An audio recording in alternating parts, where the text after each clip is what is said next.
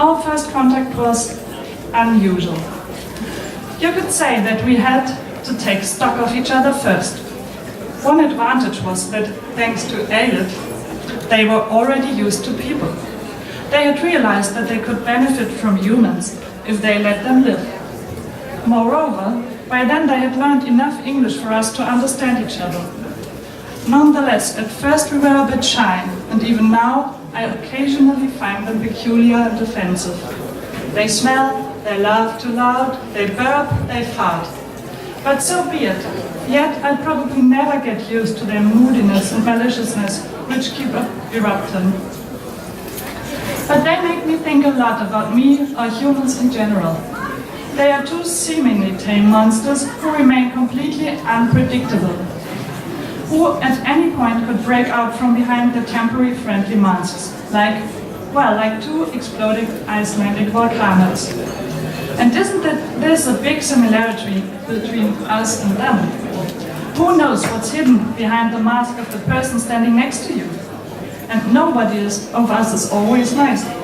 Aren't the trolls a placeholder for the wild, malicious parts of our character?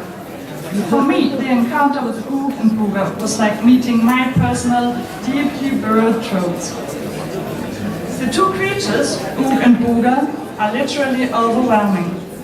There are no bounds to their thoughts and ideas. Even Elliot, who believes that everything is connected, that art pervades life and vice versa, and holds humanity together, that all boundaries are imaginary, even Elliot is repeatedly surprised by the troll's tricks, brainwaves and talents.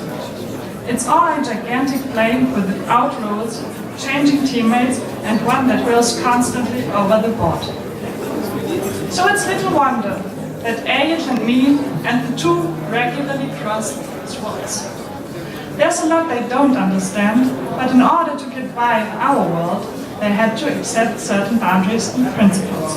And that principle of total chaos kept and still keeps on clashing with our system of structures ordered. Oog and Booga persistently attempted to drag us into their chaos, throw our plans awry, and extend the territory. There is no endpoint for trolls. Nothing is too extreme. As you can see and understand by the title Out of Control in Venice, the whole process has a lot to do with control, or rather loss of control. I have never experienced these terms as being so significant and real before, but above all else, so productive.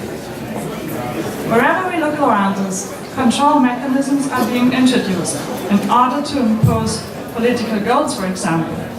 Whereas the trolls just annihilate these mechanisms, but of course without a particular agenda in mind. By bringing their own primeval brawn into display, they can easily overturn the existing balance of power and attempts to exert control.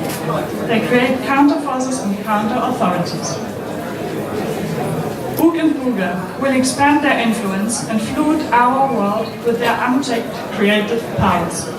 They already drew in the designer Abner, perfumer Gesa Schön, as well as fashion designer Eglo, and influenced them with their taste and aesthetics. One thing is certain: as time progresses, the adventure is becoming more and more amazing, and the two of them are becoming even more influential. Ultimately, they will seize control, or at least attempt to do so.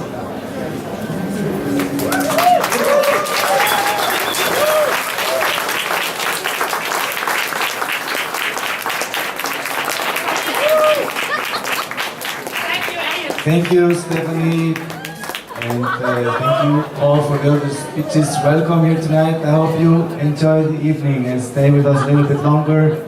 There will be a fashion show at 9:30, and after there's a long list of great people that are going to come and do something that they've never done before. They're going to DJ, all kinds of artists and art barons and people like that. So please stick around. And there's some more speeches out there.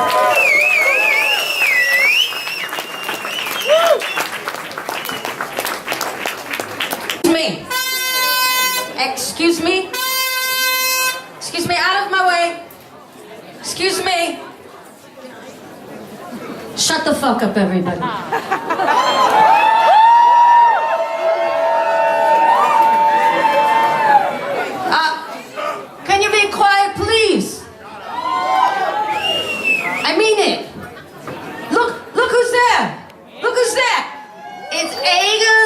Samuelsson. Yeah, woo! Egil Samuelsson. You know, he met two trolls.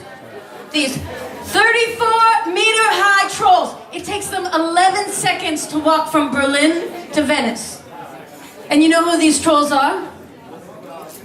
They're my fucking brothers. They're my brothers. And Egil gets all the credit for teaching them about art and taking over their Icelandic pavilion. And I did everything. Uggen booger. Well, I'm Goo. I'm the sister. Everybody say my name. Goo. That's right, Goo. That's me. And you know what? I taught them how to eat humans. I taught them that.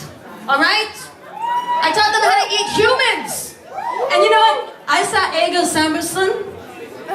Hey, shut up over there. I'm telling a story about Egil Samuelsson.